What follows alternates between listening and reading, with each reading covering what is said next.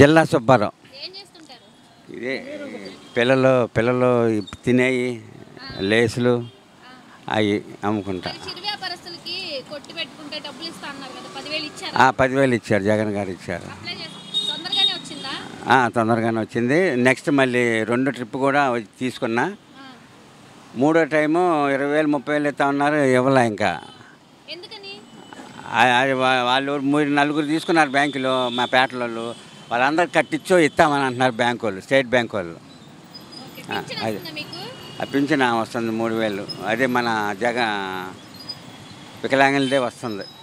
అదే ఇప్పుడు మన రాజశేఖర్ అదే పెట్టి చాలా 3-4 సంవత్సరాల తర్వాత అన్నారు, అప్పుడు వస్తుంది.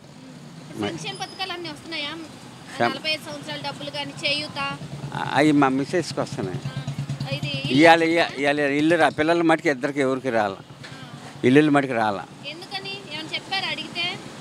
ఏం మరి తెలియదు, మరి ఇంట్లో ఉన్నాడు అబ్బాయి. అది ప్రభుత్వాన్ని ఒకటి నాకు తెలిసిన రాజకీయాలలో రూపాయి ఎవరు వేయలేదో జగన్ గారు ఇచ్చారు. ప్లస్ వాళ్ళు ఏం చేశారంటే చంద్రబాబు గారు చేసింది ఆ టెక్నాలజీ ఉంది ఆయన దగ్గర. రోడ్లు వేయటం ప్లస్ లైటింగ్ చేయటం అది మట్టుకుంది, బాగా ఇంప్రూవ్ చేయటం ఉంది అది చంద్రబాబు నాయుడు దగ్గర. ఇది మటుకు పేదలను మటుకు రూపాయి ఇస్తున్నాడు. మరి ఉద్యోగాలు లేవు పిల్లలకి. మా పెద్ద అబ్బాయి బీఎస్సీ కంప్యూటర్, బీఈడీ, డిఎస్సీ చదివించా. చిన్నోడిని ఎంబీఏ. ఇంతవరకు ఉద్యోగాలు లేవు వాళ్ళకి, ప్రైవేటే. అడిగితే పెద్దోళ్ళకే ఇస్తున్నారు కానీ మా బోటాలు చిన్నోళ్ళకి ఎవరికి ఇట్లా. అది రావాలని నా అభిప్రాయం. కాకపోతే రూపాయి పరంగా ఆయన మటుకు ఇవ్వాల.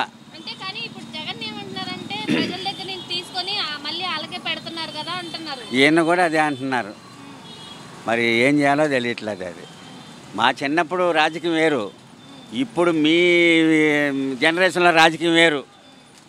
మరి ఏం చేయాలో తెలియదు. డెవలప్ దీంట్లో ఏం లేదు. చంద్రబాబు నాయుడులో మట్టుకు ఉంది. దేశం అంతా రోడ్లు వేయటం కానీ లైటింగ్ మట్టుకి ఆ తుళ్ళూరు వేసేది పిచ్చి పిచ్చిగా వేసాడు రోడ్లు. నేను తిట్టుకున్నా, ఏంటి పిచ్చి పిచ్చిగా వేస్తున్నాడు అనుకున్నా. బంద్ రోజు లాకౌట్ రోజు ఆ రోడ్లే ఉపయోగపడ్డాయి. అది మారాలనే మంచిగా చేయాలా. ఏ ప్రభుత్వం వచ్చినా పేదలకు చేయాలా. పేదల్లో చదువుకున్న వాళ్ళు ఉన్నారు, వాళ్ళకి ఉద్యోగాలు లేవు. అది ముఖ్యంగా ఆయన స్పందిస్తే చాలా సంతోషం. అది